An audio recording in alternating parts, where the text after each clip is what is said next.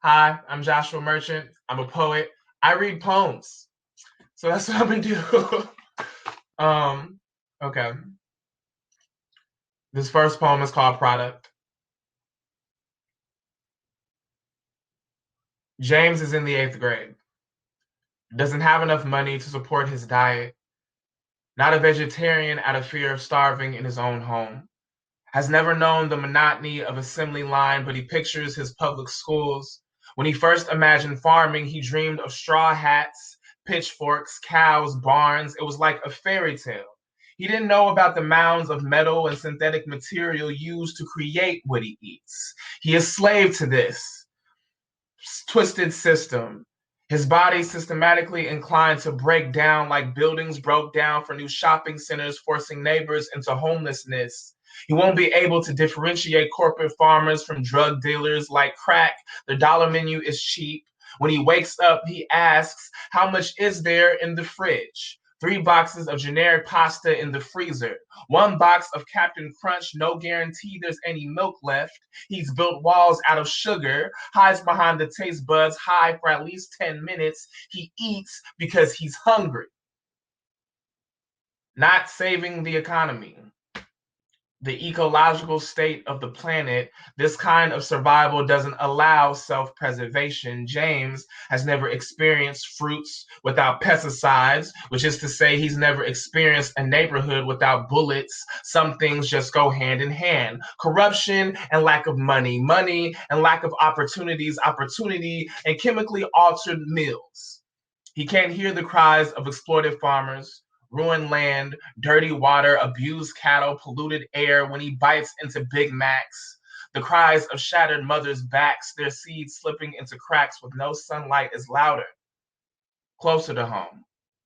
The stains of blood on sidewalks from friends dying in his arms are a bit brighter in his mind than the tears of slaughtered animals. He was raised to treat spilled milk the same way he treats spilled blood. Suck it up. Doesn't matter if it's full of pus lying across the floor, his mother paid too much for it. Suck it up.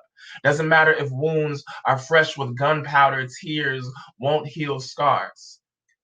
He doesn't care about eating responsibly. His responsibility is to shut down the sound of his stomach. He hates that noise. A constant reminder he's a product. Okay. Next poem.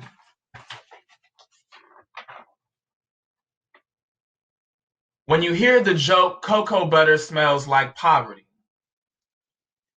The punchline is you imagining yourself dancing at Magic City, making it rain coca leaves, chanting, dirty money never smelled this clean.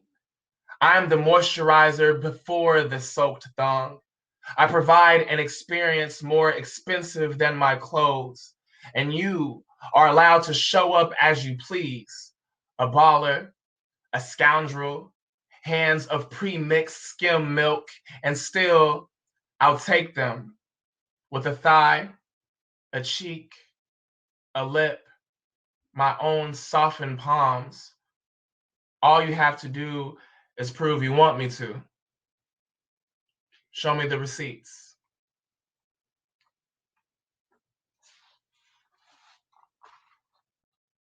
After the show, it is always 60 seconds after the message, after the Atlantis you yanked from an ocean of white, the raw and jagged you pulled from your stomach, held it to the sun, bloody and squirming until it crystallized. Your soul, the profitable jewel.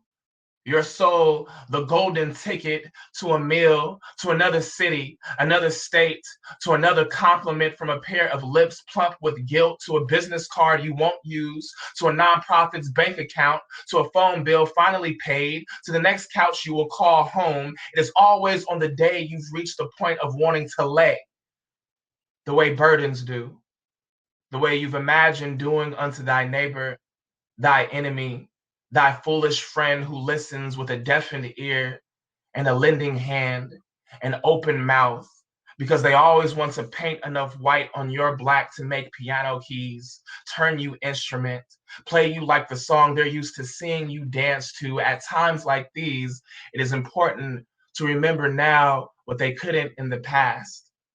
Limbs are not souvenirs.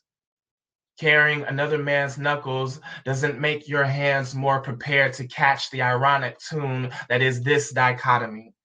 The acknowledgement of the black kettle while holding your breath in the burning kitchen. This scratch my back and I'll ignore the reason it itches. This instrument you refuse to become while being pushed out of a 29-story window into a choir of pale faces with tape over their eyes, mouths, and ears, singing.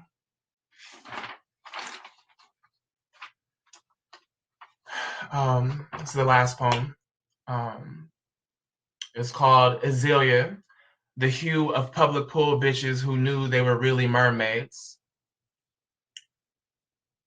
Azealia, you emerged from the blue in 1991, in a world where others will try to tell you how to pronounce your own name, how to represent what you were born into, how to honor that within your proximity, the glitter in your scales catching moonlight. You, like everyone else, wants a way in on what sea sails when we sail past the seashore. We taught ourselves to swim. Do you remember the first time gills sprawled across your neck? For me, I was at an amusement park, Lagoon, Utah. Maybe the effulgence of the inflatable donut wore off. Maybe watching others made me feel like a floating sycophant. And there I was, under, paddling, kicking, gliding under all the way to Fremont Pool, a newborn flex, my closest friends, midwives off duty, and there we were at Temescal and PE, playing in the shallows because with no formal training and a little know-how, that's what made sense. 3 feet worth of lessons before the week ahead, where Miss G's hand is an obsidian one, pointing to the other side where lessons 3 feet taller than me reside. And there I was, the scabs on knees and stitches where shins splintered from years spent crawling on land, dying to be where the people are in full bloom. Streams of blood spooling from both legs until they were webbed into one before my very eyes. Some asked me to join the swim team, and I laughed because what the fuck do I look like? Thank you.